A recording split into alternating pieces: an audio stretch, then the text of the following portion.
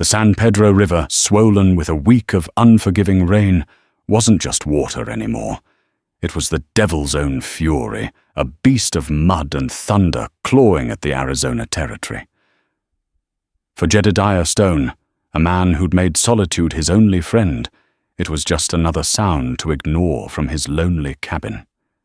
But that evening, a different sound cut through the roar, a cry swallowed almost instantly by the torrent. Peering through the deluge, he saw it.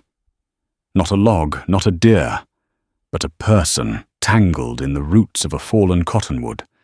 And as he got closer, he realized this was no ordinary soul lost to the flood. This was a giant of a woman, an Apache warrior, and saving her would be the easiest part of his ordeal. The real trouble would come knocking the very next day. Jedediah Stone was a man whittled down by life until only the essentials remained. His laughter had been buried years ago with his wife Martha and their boy Samuel, victims of the cholera that swept through Tucson.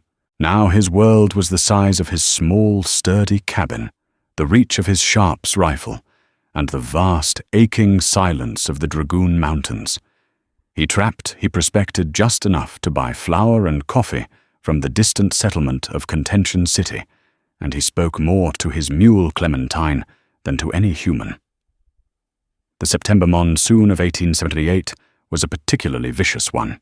It had rained for 6 days straight, turning the dry arroyos into raging torrents, and the San Pedro River into a churning brown monster.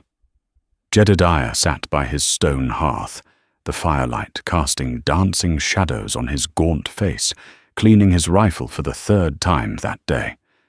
It was a nervous habit, a need for order. When the world outside was chaos, that's when he heard it. It wasn't the shriek of a mountain cat or the cry of a hawk. It was human. A single desperate shout, cut short, as if a hand had been clamped over the speaker's mouth. He told himself it was the wind, a trick of the storm. The last thing he needed was trouble. Trouble in this part of the territory usually came with a gun or a government badge, and he wanted neither. But then he heard it again, fainter this time, cursing his own conscience, the last remnant of the man he used to be. Jedediah pulled on his oilskin coat, grabbed his lantern, and stepped out into the maelstrom. The wind nearly tore the heavy door from his grasp. Rain lashed his face like tiny whips.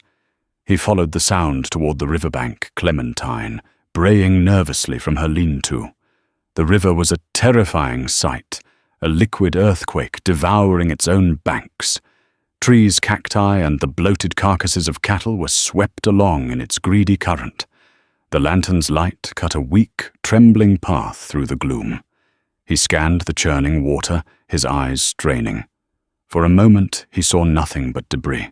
He was about to turn back to convince himself he'd imagined it, when he saw a flash of movement near the roots of a massive up-ended cottonwood that had become lodged against a rock formation.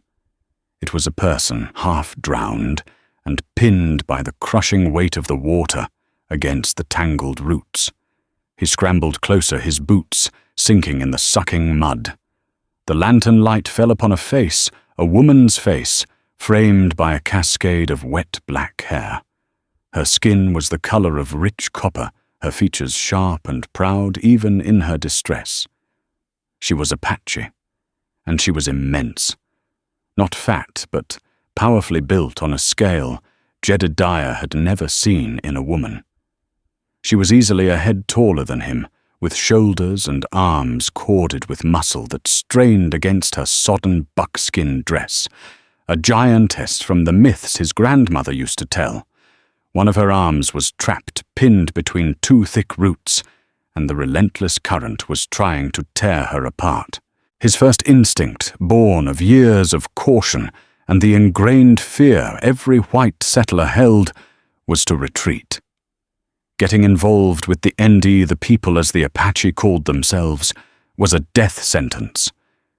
But then her eyes met his. They weren't pleading. They were burning with a fierce, defiant fire, a refusal to die in the mud. In that gaze, he saw the same stubborn will to live that had kept him going after he'd lost everything. "Damn it all to hell!" He muttered the words, whipped away by the wind. He waded into the churning water, the cold shock taking his breath.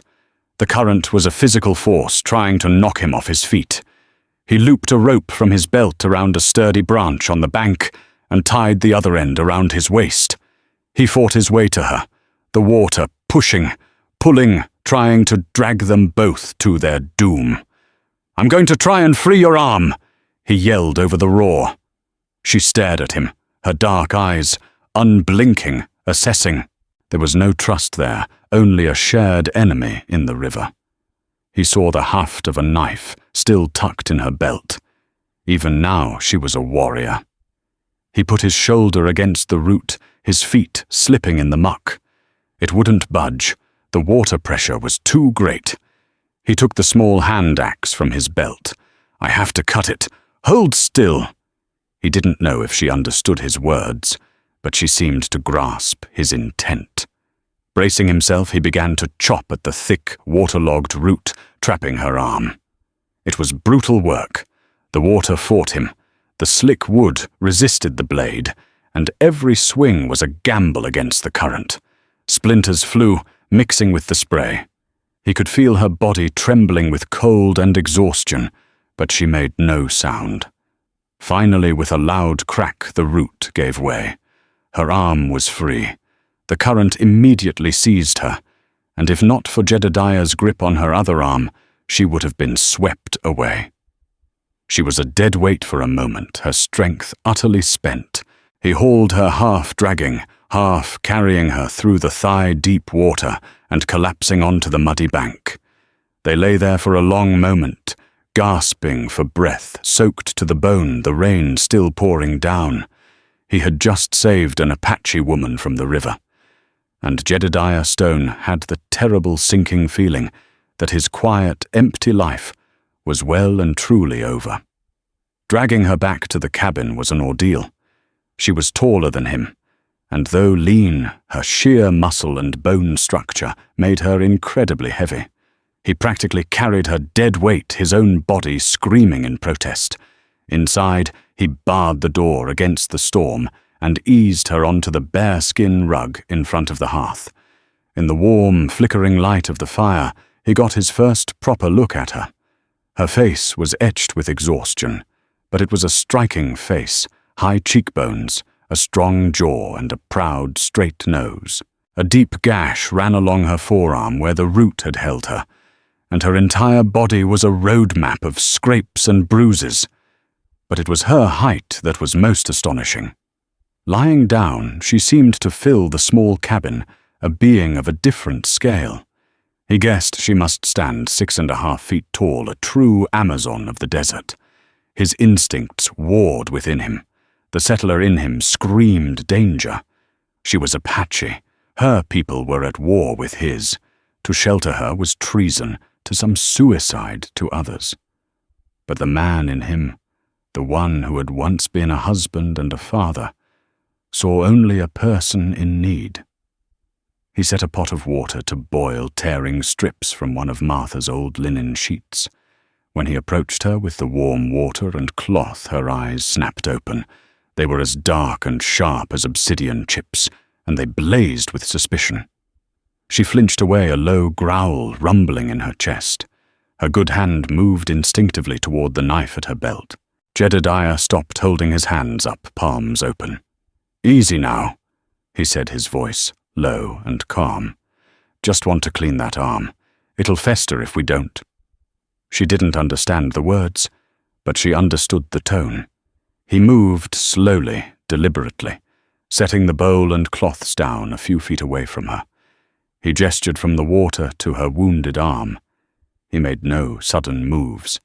He let her watch him, let her see he held no weapon. For a long minute she just stared, her gaze flicking from his face to the steaming water, to the door. He could see the conflict in her eyes, the warrior's caution against the body's desperate need. Finally, with a stiff, reluctant nod, she extended her injured arm. He knelt beside her, the sheer proximity making him uneasy. He could feel the heat radiating from her skin. He cleaned the wound gently, flushing out the mud and grit. Her skin was tough, but she winced when he applied the carbolic salve he kept for his own injuries. Through it all, she never took her eyes off him. It wasn't a look of gratitude. It was the look of a wolf watching a rival, trying to decide if he was a threat. He bound the arm tightly with the clean linen. Then he ladled some venison stew he'd made earlier into a bowl and offered it to her. She eyed it suspiciously, sniffing it first before taking a tentative bite. The flavor of the warm, salty meat seemed to break through some of her reserve.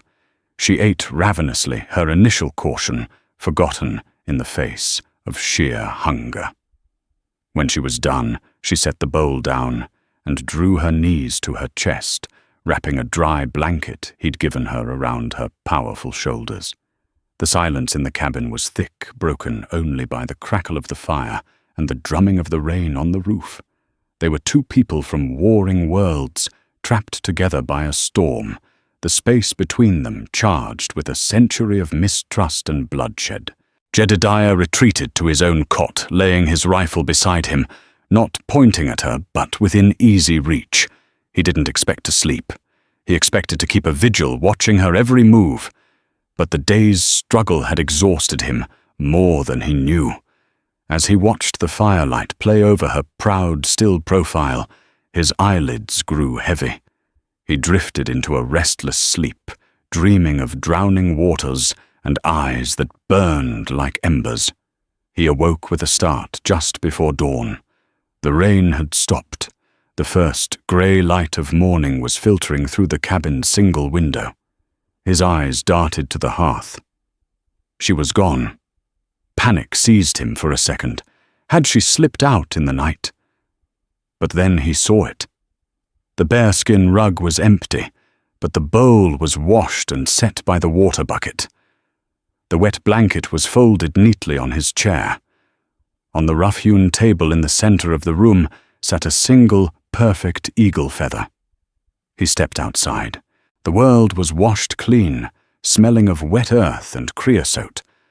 And there, not 50 yards from his cabin, standing perfectly still and staring east toward the rising sun, was the Apache woman. She stood tall and straight, her presence as commanding as the mountains behind her. She was no longer a victim of the river. She was a part of the landscape as wild and indomitable as the land itself. She turned as she heard him approach. In the clear morning light, her stature was even more imposing. She looked at him, and for the first time, her expression was unreadable, no longer hostile, but not yet friendly. She gave a single sharp nod, a gesture of acknowledgement. Then she turned, and without a backward glance, strode away, disappearing into the dense mesquite and scrub with the silence of a ghost. Jedediah stood there for a long time, the eagle feather in his hand. He had saved her, and she had gone. He should have been relieved. His life could go back to its quiet emptiness. Instead, he felt a profound and unsettling sense of anticipation, as if the storm had passed, but the thunder was yet to come. The next day dawned bright and clear, the sky a piercing blue. The steam rising from the damp earth gave the landscape a dreamlike quality. Jedediah tried to fall back into his routine. He checked his trap lines, mostly washed out, and spent the morning resetting them. He tried to convince himself that the events of the storm were a strange fever dream. The only proof it had happened was the lingering scent of wood smoke and wet buckskin in his cabin, and the eagle feather he'd placed carefully on his mantelpiece. He was chopping wood in the late afternoon, when Clementine suddenly let out a sharp, agitated bray. The mule's ears were swiveled toward the east, her body rigid. Jedediah froze, his hand tightening on the axe handle. He followed her gaze. They came out of the trees, not as a raiding party, but as a formal delegation. There were at least 20 of them, all on horseback, moving with a fluid grace that made them seem one with their mounts. They were painted not for war, but for ceremony. At their head rode a man who could only be their leader. He was older, his face a magnificent mask of stern lines and deep-set wisdom, his long hair streaked with grey. He wore a simple buckskin shirt, but the eagle feather headdress he wore marked him as a man of immense authority. A chief. Beside him, on a powerful roan mare, rode the woman he had pulled from the river. She was dressed in fresh, dry buckskin, her hair braided with turquoise beads. Her arm was still bandaged with his linen. She looked even more formidable on horseback, her gaze fixed on him, her expression unreadable. Jedediah's heart hammered against his ribs. This was it. This was how he died. They'd come for retribution. Maybe they thought he had harmed her, or that her being in his cabin was a dishonor. He slowly lowered the axe, raising his hands to show he was unarmed. His sharps rifle was inside, leaning against the wall a lifetime away. The riders fanned out, forming a silent, intimidating semicircle around his cabin. The chief reined in his horse 12 yards away and dismounted. The woman did the same. The others remained mounted, their dark eyes watching Jedediah's every twitch. The chief approached his stride, unhurried and powerful. He stopped a few feet from Jedediah, his eyes sweeping over the small cabin, the neatly stacked wood, and finally settling on Jedediah's face. The silence stretched thick and heavy. Then the woman spoke. Her voice was lower than he'd expected, a resonant alto. She spoke in her own tongue, her words flowing like a strong, steady current. The chief listened, his expression unchanging. When she finished, she looked at Jedediah. The chief then spoke, his voice like gravel and authority. He spoke in surprisingly clear, if heavily accented Spanish, the trade language of the borderlands. You are the man called Stone. Jedediah, startled, managed a nod. I am. I am Tarza. The chief said a name that carried weight and terror throughout the territory. He was the leader of the Chiricahua Apache, a man known for his fierce resistance and brilliant tactics. This was not just any chief. This was the chief. My daughter Nashima, Tarza said, gesturing to the giant woman, tells me the river tried to claim her. She says you fought the river and won. Jedediah swallowed his throat dry. The river was strong. Anyone would have done the same. A flicker of something, perhaps amusement, crossed Tarza's stoic face. The white men we know would have left her for the vultures or put a bullet in her. You did not. You took her to your lodge. You tended her wounds. You gave her food. You asked for nothing. This is not the way of your people. I am just a man, Jedediah said quietly. She needed help. Tarza studied him for a long moment, his gaze so intense it felt like a physical weight. Nashima is not just my daughter. She is a warrior respected by our people. To save her life is to place a great debt upon my clan. The Ende always pay their debts. Jedediah expected an offer of horses, perhaps a pouch of silver nuggets if they'd found any. He was prepared to politely refuse to ask only for peace. You are a man alone. Tarza continued, his eyes glancing at the small, lonely cabin. You have no woman, no children. A man needs a family, a clan to be whole. He paused, letting the weight of his words settle. You saved the life of my firstborn. You have shown you are not like the other White Eyes. You have a strong heart. Therefore I will give you a great reward. I will give you my daughter, Nashima, to be your wife. The world seemed to tilt on its axis. Jedediah stared, speechless. He looked at Nashima. Her face was a mask of stoicism, but he could see a flicker of something in her eyes. defiance, resignation, he couldn't tell. Marry her, an Apache warrior, a giantess, the daughter of the most feared chief in Arizona. It was madness. It was a death sentence from both sides.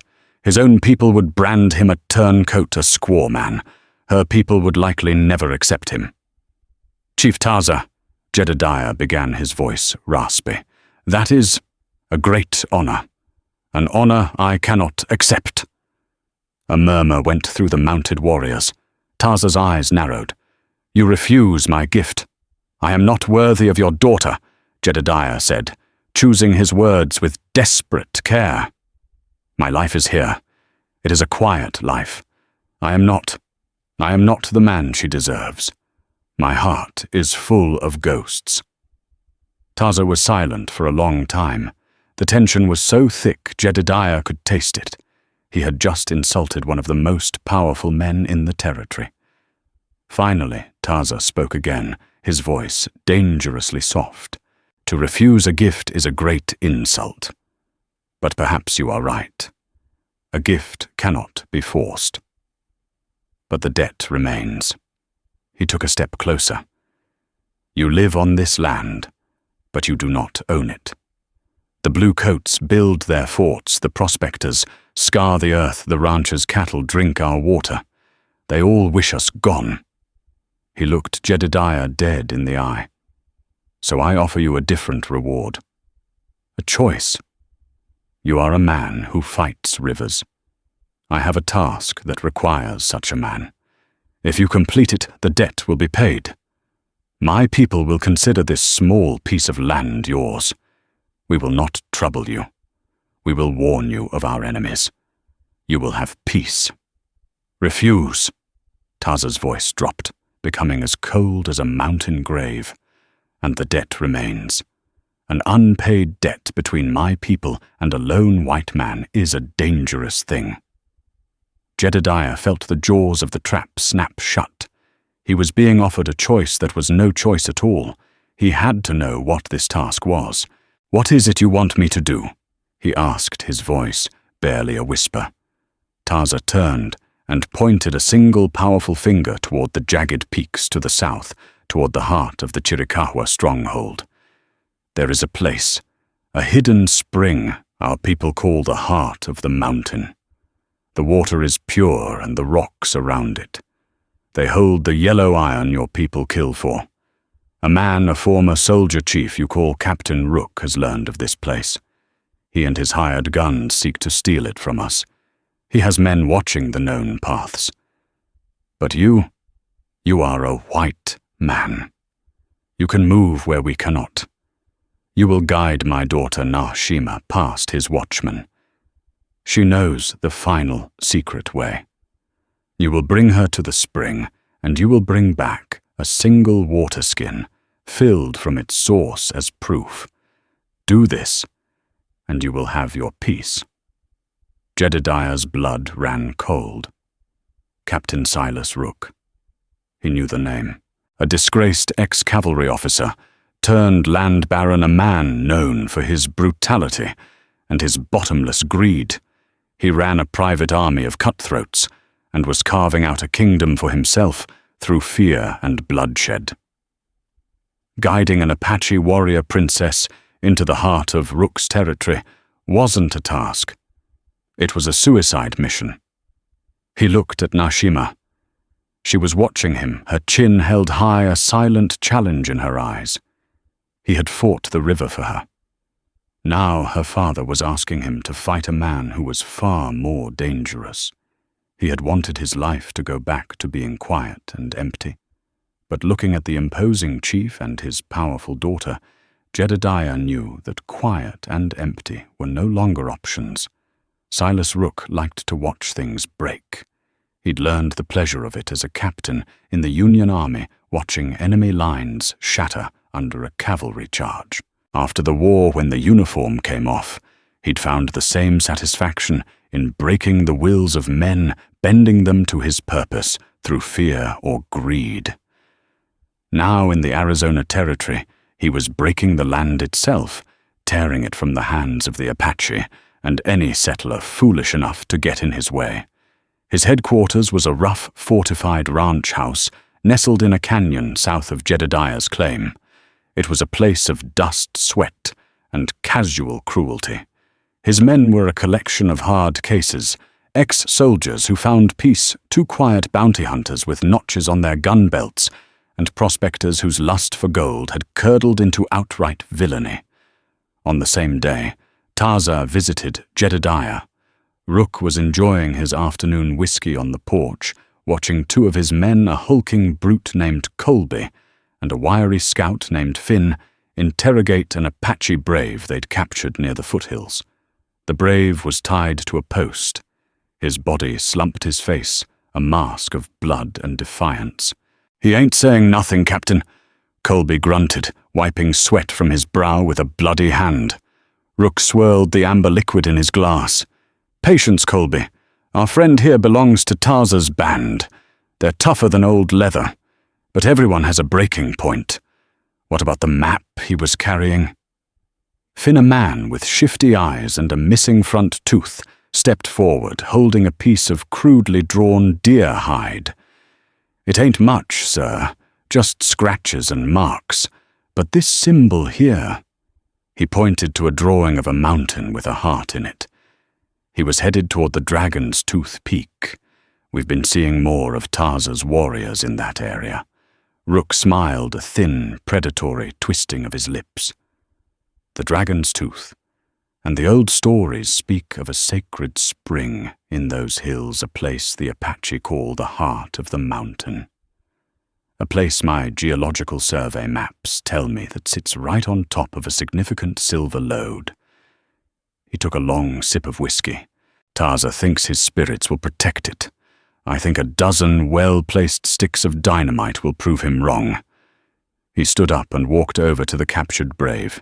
He grabbed the man's head by the hair, forcing him to look up. "Your chief is a sentimental old fool," Rook hissed in broken Apache, a language he'd learned for the sole purpose of delivering threats. "He protects rocks and water, while I am building an empire. That mountain will belong to me." The brave spat a mouthful of blood onto Rook's boots. Rook didn't even flinch. He slowly wiped his boot on the dust, then drew a long, thin knife from his belt. "I admire your spirit," he said softly. "I truly do. It'll make skinning it off you all the more satisfying." It was later that evening, as the sun bled across the horizon, that another of his scouts, a man named Patterson, rode in hard, his horse lathered and breathing heavily. "Captain, we found something you'll want to see." Rook met him by the corral. "Speak. It's about that trapper," Patterson said, catching his breath. "The one living up by the San Pedro Bend, Stone. Jedediah Stone." Rook's interest was piqued. He knew of the reclusive trapper. He considered him a worthless squatter on land he would eventually claim, but the man kept to himself and wasn't worth the bullet to remove. Yet, what about him? "We were scouting his perimeter, like you said, keeping an eye on everyone in the area. We saw tracks, a lot of them. At least 20 shod horses circled his cabin this afternoon, and they weren't army. Apache." Rook breathed, his eyes glinting. "Yes, sir. But they didn't attack. They just sat there. Then two of them got down. A big one looked like a chief and another one. A woman." Patterson paused for dramatic effect. "A giant of a woman, Captain. Taller than any man here. We watched through the spyglass. They talked to Stone for a long time. Then they all rode off, peaceful, as you please." Rook went still, his mind working furiously. Taza, the reclusive chief, paying a social call on a lone white trapper. It made no sense. Unless... "The storm," Rook said, thinking aloud. "The river was flooded. My men reported seeing one of Taza's patrols get scattered, swept downstream a couple days back." He looked at Patterson, the pieces clicking into place. "They weren't just visiting. The trapper must have done something for them." something important. He strode back toward the main house, his mind racing. A white man who had earned the trust of Tarza. That man could be a problem, or he could be an opportunity. A tool. Finn. Rook barked. The wiry scout scurried over. "Sir, take 2 men. I want you to pay a visit to our friend Mr. Stone. Don't go in armed for a war. Be neighborly. Bring a bottle. Say you were worried about him after the storm." Rook's smile was chilling. Find out what Tarza wanted. Find out what he knows about the dragon's tooth. Find out everything. And Finn, he added his voice, dropping to a deadly whisper. If he seems uncooperative, remind him that solitude is a very fragile thing. It can be broken. As Finn gathered his men, Rook walked back to the interrogations post. The Apache brave was dead. Rook looked down at the body with cold indifference. Tarza had made a new friend. It was time Silas Rook decided to show everyone in this valley what happened to friends of the Apache. The shadow of his ambition was long, and it was about to fall squarely on Jedediah Stone's isolated little world. Jedediah Stone had agreed to Tarza's task, not out of bravery, but out of a grim sense of self-preservation. Peace was the only thing he had left to bargain for. The morning after Tarza's visit, Nashima appeared at his cabin at dawn, just as she had before. This time, she wasn't a survivor, but a guide. She led a sturdy pack mule, laden with supplies, parched corn jerky water skins, and coiled ropes. She carried a bow and a quiver of arrows on her back, and the knife at her belt looked sharp enough to shave with. She simply nodded at him, her expression indicating that the time for talk was over. The first day on the trail was a lesson in silence and humility for Jedediah. He considered himself a skilled woodsman, able to read tracks and move quietly.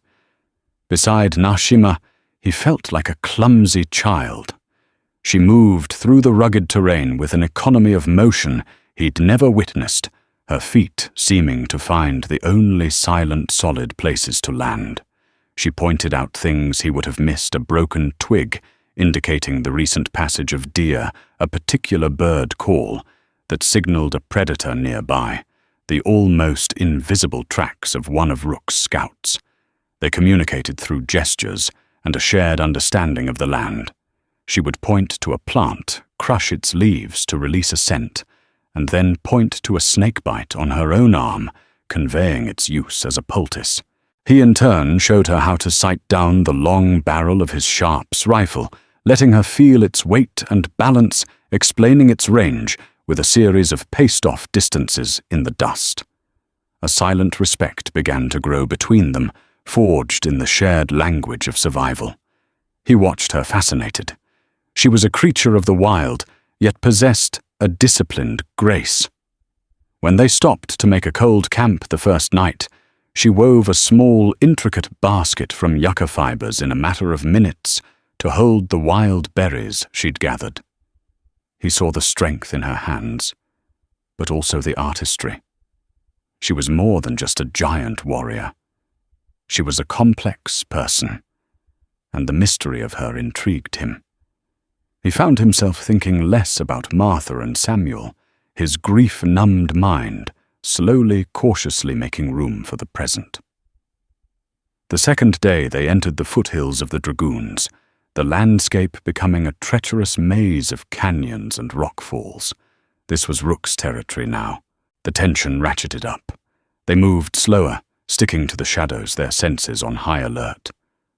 Late in the afternoon, Nashima suddenly froze, holding up a hand. She pressed her ear to a large granite boulder, closing her eyes. Jedediah could hear nothing but the wind. After a long moment, she looked at him and held up 3 fingers, then made the motion of a man on horseback. She led him on a frantic, silent scramble up the side of the canyon.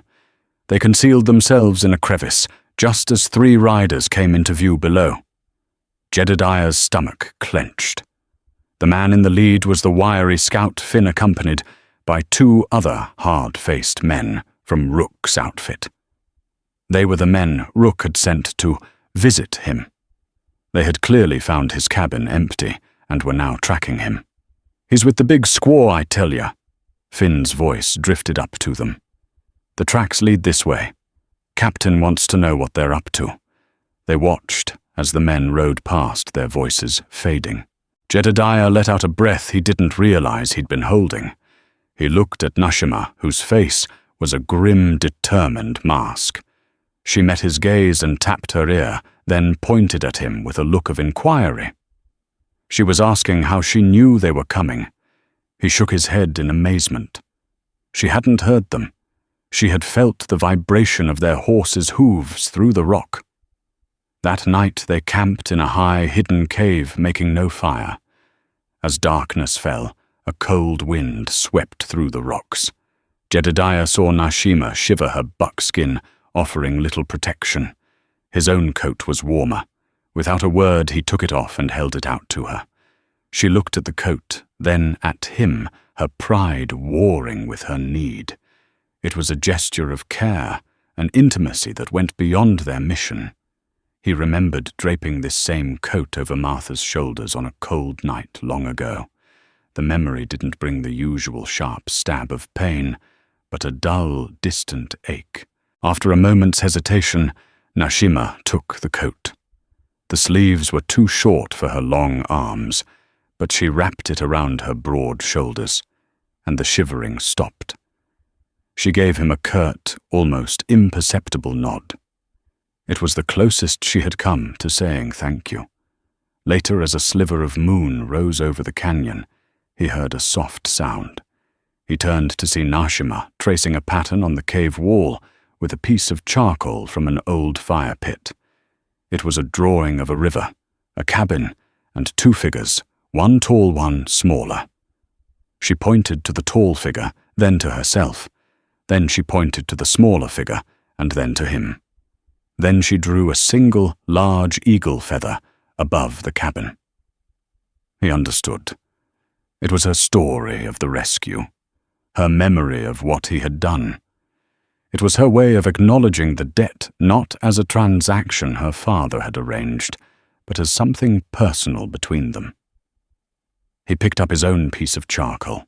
Next to her drawing, he drew a simple cross-head stone, then another, smaller one. He looked at her, his face etched with the old pain, wanting her to understand the ghosts he carried.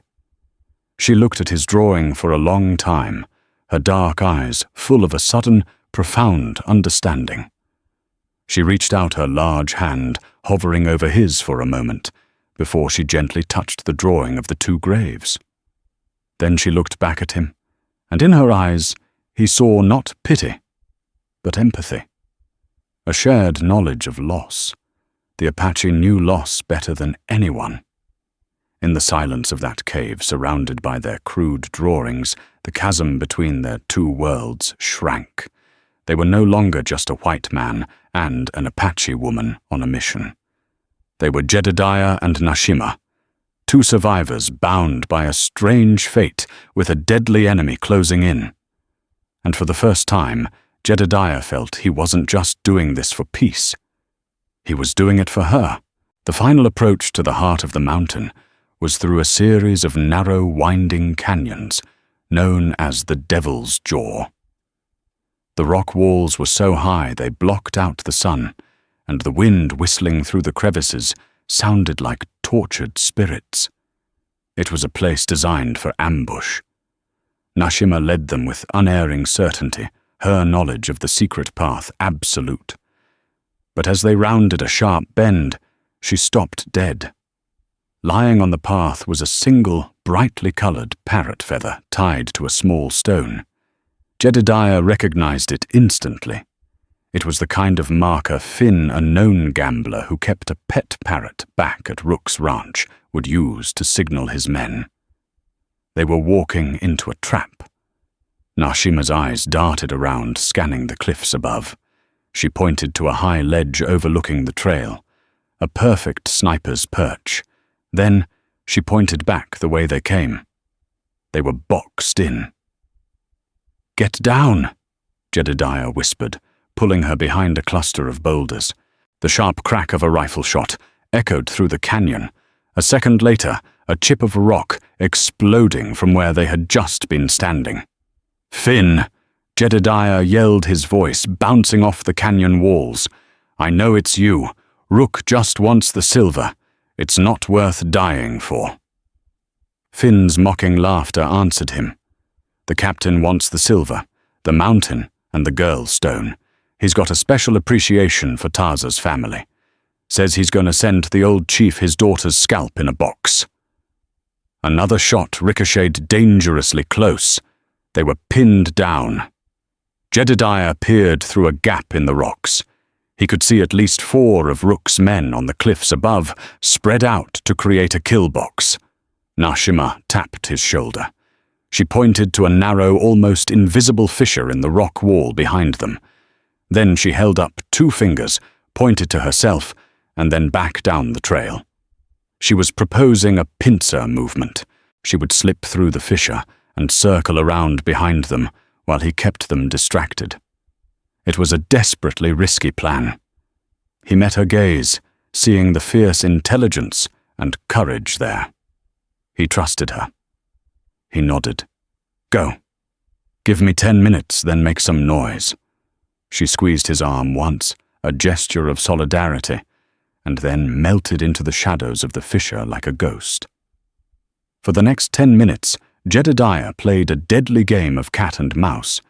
He used his hat on a stick to draw their fire, gauging their positions from the muzzle flashes. He returned fire with his sharps, the powerful rifle's boom like a cannon in the enclosed space. He wasn't trying to hit them just to keep their heads down, to make them think he was still trapped. Then he heard it. A high, piercing war cry from behind and above the ambushes. It was Nashima. Chaos erupted on the cliffs. Jedediah heard panicked shouts and the twang of a bowstring, followed by a scream that was cut short. This was his chance. He burst from behind the rocks, running in a low crouch, firing his rifle at the closest sniper's perch. A man stood up, aiming his rifle down at him, but an arrow suddenly sprouted from his chest. He staggered and fell from the ledge, his body hitting the canyon floor with a sickening thud. Jedediah scrambled up the rocks, climbing toward the fight. He saw Nashima moving with deadly speed, a whirlwind of buckskin and fury. She had dispatched one man with her bow and was now locked in hand-to-hand combat with Colby, the hulking brute.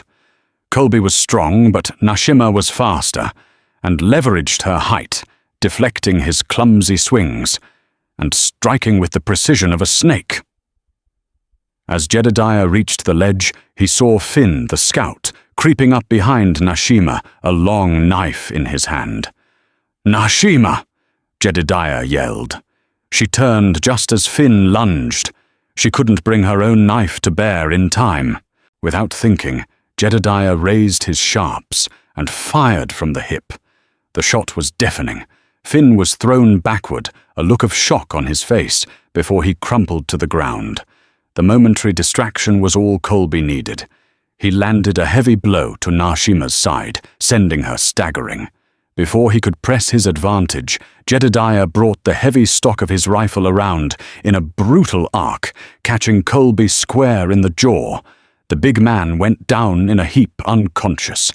Silence descended, broken only by their ragged breathing. They stood amidst the fallen men, the adrenaline slowly draining away. Nashima came over to him, her chest heaving. She looked at the body of Finn, then at him. She saw the smoking rifle in his hands. He had saved her life, just as she had saved his. The debt was now a bond, but their ordeal wasn't over. A voice, cold and sharp, echoed from the end of the canyon. Impressive, truly impressive. Captain Silas Rook stepped into view, holding a Winchester rifle. He was alone, but he stood with the confidence of a man who held all the cards. "I must admit, Stone, you're more trouble than I expected.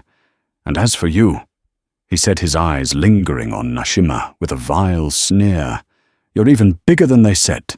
It's over, Rook. Jedediah said, leveling his rifle. "Your men are down. Walk away." Rook laughed. "Walk away." "My dear man, I am a visionary. I see a silver mine here, a town named Rooksville. I am the future of this territory. You two, you are the past." He raised his Winchester. But before he could fire, Nashima let out another piercing cry. It wasn't a cry of attack. It was a signal. From the cliffs above, from the canyon entrance, from the very rocks themselves, Apache warriors emerged.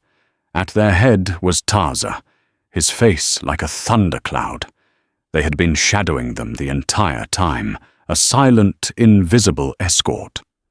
Rook's face went pale. He was trapped. His arrogance had been his undoing. "You see, Captain," Taza's voice boomed, "the future does not belong to one man. It belongs to the people who respect the land." Rook, snarling like a cornered animal, spun and fired at Jedediah.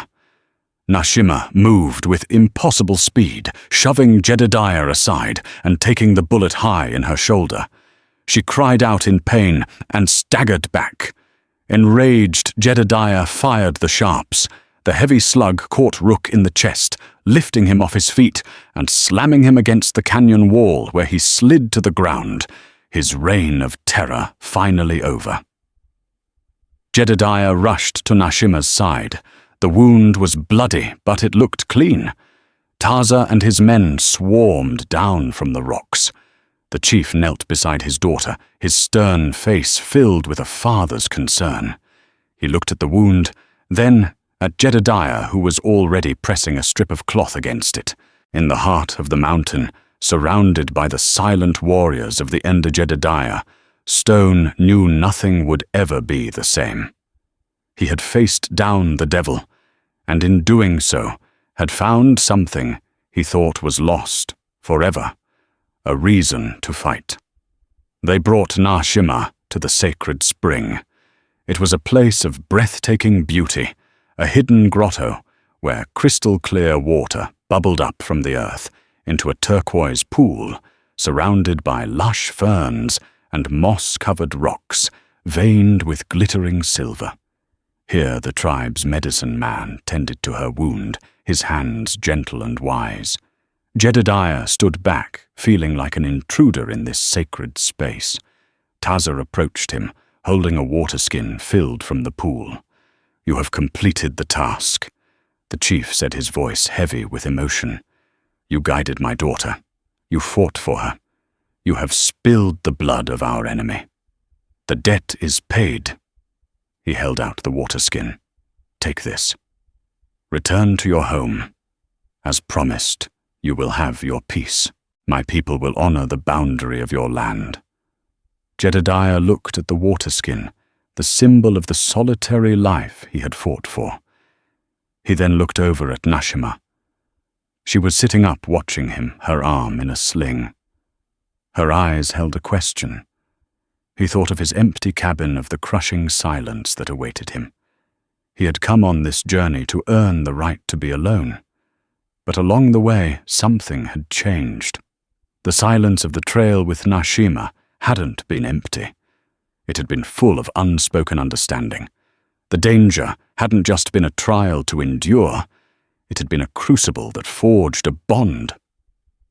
"The peace you offer," Jedediah said, his voice steady. "It is the peace of a lonely man in a lonely cabin.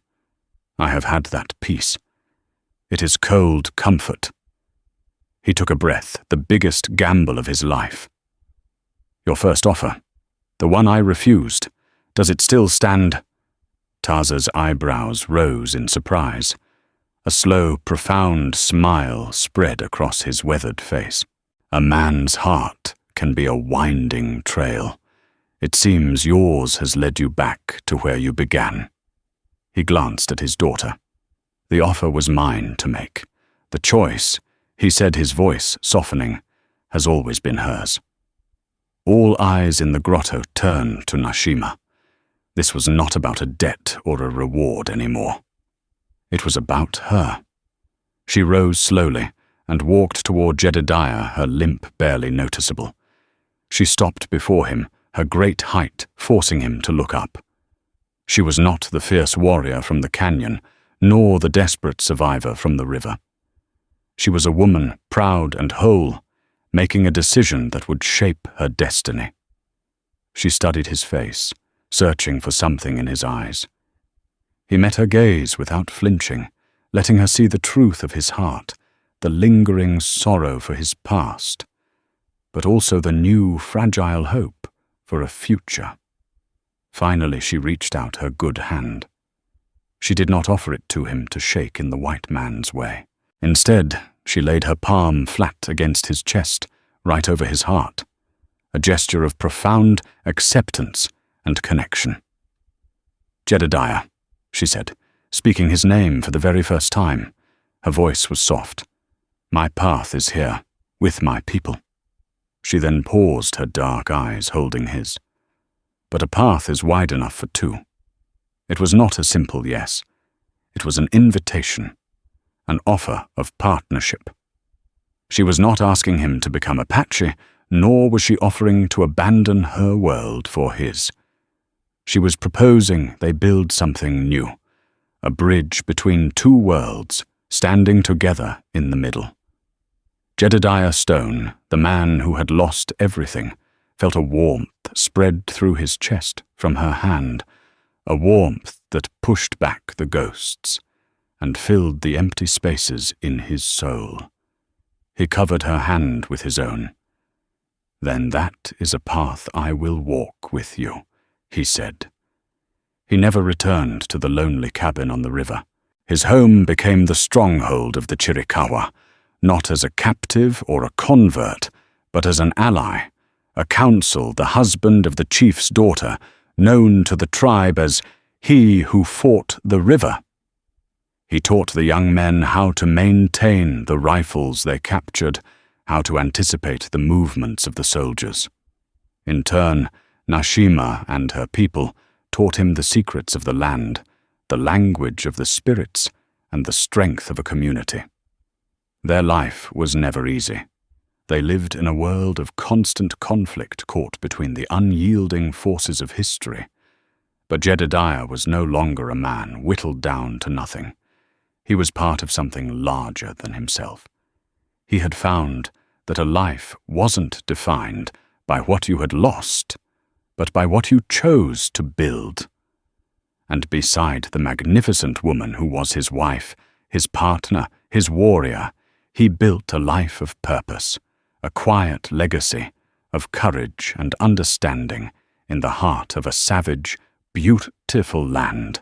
And so the story of Jedediah Stone and Nashima comes to a close.